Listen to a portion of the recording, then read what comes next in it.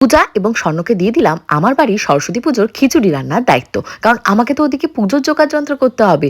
কিভাবে রান্নাটা করলো, কতটা ঝাল হলো, কতটা নুন হলো, খাবার কি খাওয়া গেল, সেটা নিয়ে আজকের ব্লগটা সাজিয়েছি। হ্যালো মাই লাভলি ভিউয়ার্স, আমি Priyanka and welcome to my page Priyanka style story. কেমন আছো তোমরা সবাই? আমি তো ভীষণ কুল আছি, কারণ আজকে পূজা এবং স্বর্ণজিৎ আমার হেল্পিং হ্যান্ড। ওদের দুজনকে বলেছি কপত কপতি মিলে সুন্দর করে খিচুড়ি রান্না করতে। আর তার সাথে রয়েছে কিন্তু তোমাদের গরম গরম কুরকুরে বেগুন ভাজা, আর তার সাথে রয়েছে ঝাল ঝাল আলুর দম, এবং শেষ পাতে থাকছে আমের চাটনি। সো প্রিয় ভিউয়ার্স, অবশ্যই কমেন্ট করে জানিও আজকে আমাদের সরস্বতী পুজোর মেনু তোমাদের কেমন লাগলো।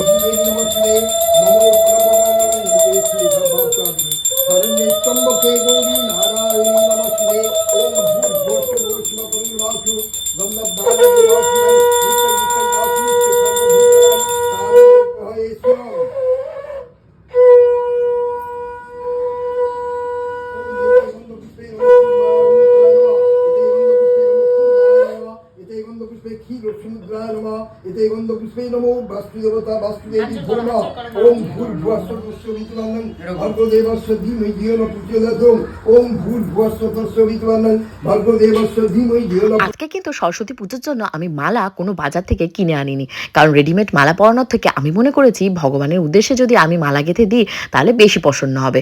নারায়ণের উদ্দেশ্যে একটা, মা সরস্বতীর উদ্দেশ্যে একটা, আর মঙ্গল ঘটের জন্য আরেকটা। স্বর্ণজিৎ কিন্তু আজকে মা সরস্বতীর গলায় যে মালাটা দেখতে পাচ্ছ ওটা নিজের হাতে গেঁথেছে। ওকে কিন্তু আমরা ট্রেনিং দিয়েছি, আর ও কিন্তু এটা ফার্স্ট টাইম গেঁথেছে। আর দেখতেই পাচ্ছ এখানে আরতির জন্য আমি পঞ্চপ্রদীপ জ্বেলে দিয়েছি। এখন সুন্দর করে মা সরস্বতীর আরাধনা করা হবে। আমি যখন স্কুল কলেজে পড়তাম তখন কিন্তু বাড়িতে থাকতাম না, একদম সকালবেলা ঘুম থেকে উঠে শ্যাম্পু ট্যাম্পু করে সব থেকে সুন্দর শাড়িটা মায়ের কাছ থেকে নিয়ে নিতাম।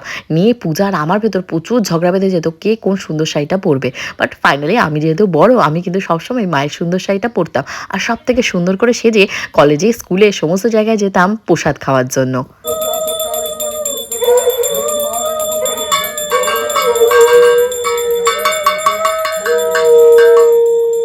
এবার হবে অঞ্জলি। অঞ্জলি দেওয়ার জন্য আমরা সবাই রেডি হয়ে গেছি। অঞ্জলি দেওয়ার জন্য যে দোয়াত, কলম এবং তার সাথে কুল হয় না, এটা জানো তো প্রচুর নস্টালজিয়া ক্রিয়েট করে আমার মনে। ছোট্টবেলা কত ছোটাছুটি দৌড়াদৌড়ি করতাম, যে বাড়িতে অঞ্জলি দিতে যাব সেখানে দোয়াত, কুল এই সমস্ত নিয়ে যাব, আর পুজো হয়ে যাওয়া মাত্র টপার টপ কুল খাবো। নষ্ট করা হচ্ছে, কড়াইটা দেখে কেউ দুঃখ পেও না, কষ্ট পেও না, বা আমাদের কিছু বলো না। এই কপত কপতিকে বলেছি তোরা দুটো ঢোক। এবার আমি অনেকক্ষণ করে আমার পায়ের যন্ত্রণা করছে, এখন আমার পা ধরে গেছে এইটুকুতে। না না, আমি অনেকক্ষণ, তুই ওখানে যখন পুজো করছিলিস তখন থেকে আমি করছি না এখানে।